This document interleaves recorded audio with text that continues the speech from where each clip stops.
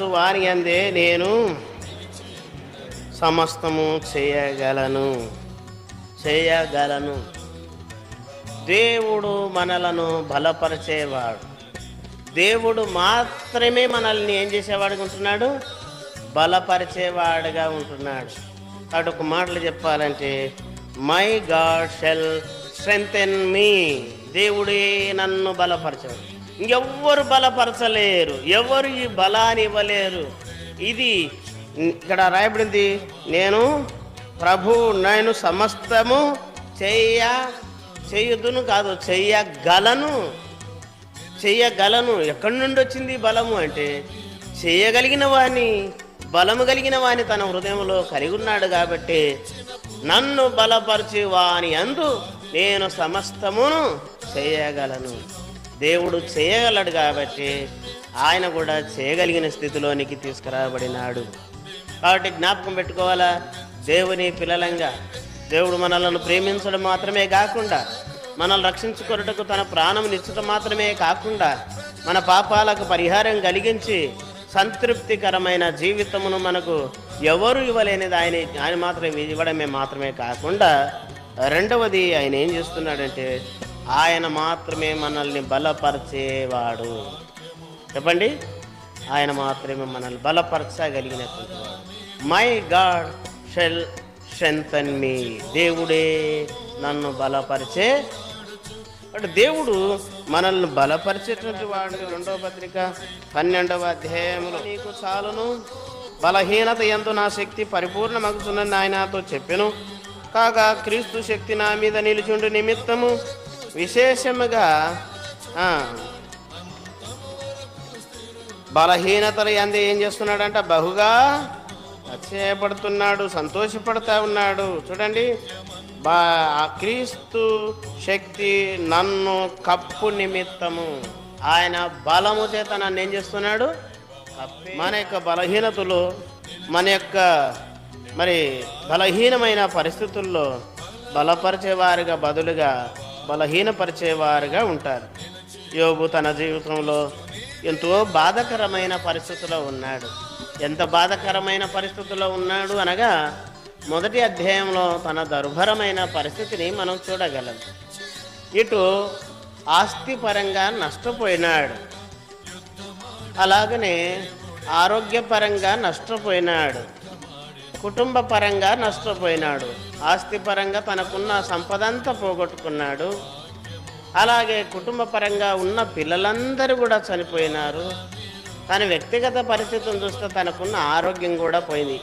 ఈ బలహీన పరిస్థితుల్లో తాను ఎంతో బాధలో, దుఃఖంలో, వేదనలో ఉన్నాడు. సమస్తమును కూడా కోల్పోయి బలహీనమైన స్థితిలో ఉన్నాడని తన స్నేహితులు తెలుసుకున్నారు. యోబును పలకరించి వారి మాటల చేత బలపరుద్దామని ఉద్దేశంతో వారు ఈ యొక్క యోబు దగ్గరికి ఇంటికి వచ్చినారు. దూరం నుండి అతన్ని చూచి పోల్చలేకపోయినారు, యోబేనా అని.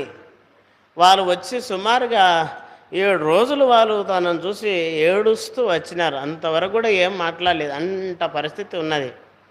ఆ తర్వాత వీరు మాట్లాడడం మొదలుపెట్టినారు.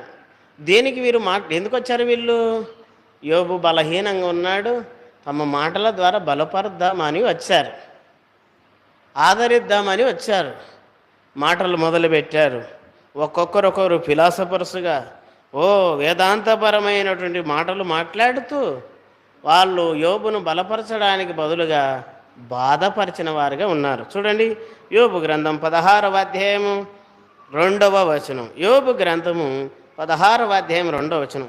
ఇట్టి మాటలు అనేకములు నేను వినియున్నాను, ఇట్టి మాటలు అనేకం నేను వినియున్నాను, మీరందరూ బాధకే కర్తలు కానీ ఆదరణకు కర్తలు కారు అనెను. వీరు బలపరచడానికి వచ్చిన వీళ్ళు వారి మాటల చేత ఏం చేస్తున్నారు? బాధపరుస్తూ ఉన్నారు. ఈ లోకంలో అంతే. మన జీవితంలో బాధలో ఉన్నప్పుడు, నిరాశలో ఉన్నప్పుడు, నిస్పృహలో ఉన్నప్పుడు, దుఃఖంలో ఉన్నప్పుడు, వేదనలో ఉన్నప్పుడు మనల్ని బలపరిచేవారి కంటే బాధపరిచేవారే మన చుట్టూ వస్తారు.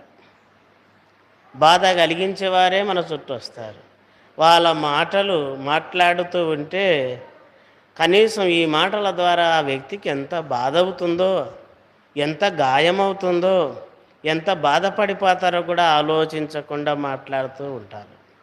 ఈ మాటలు యోబుకి ఎంతో గాయపరిచినవి. మీరు బాధకే కర్తలు కానీ ఆదరణకు కర్తలు కారని చెప్తున్నాడు. లోకంలో అలా ఉంటాయి.